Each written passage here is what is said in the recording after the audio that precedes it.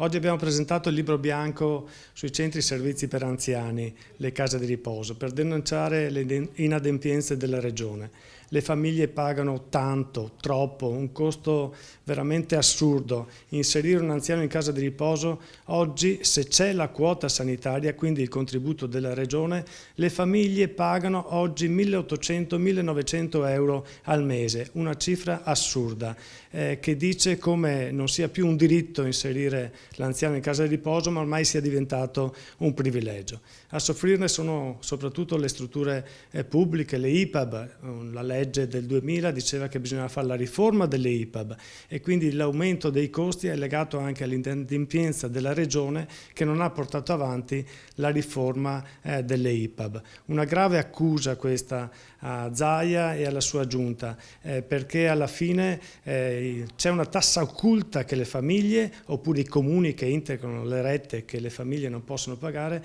c'è una tassa occulta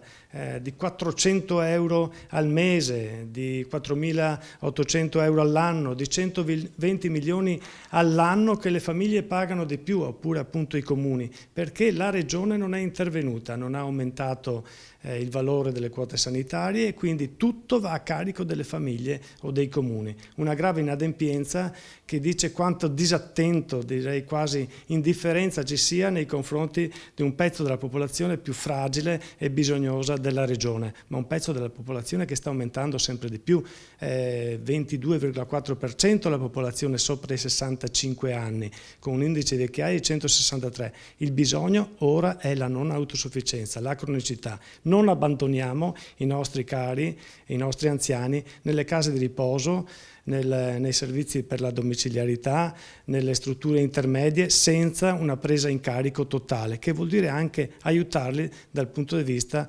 dei costi, dal punto di vista delle spese che devono affrontare.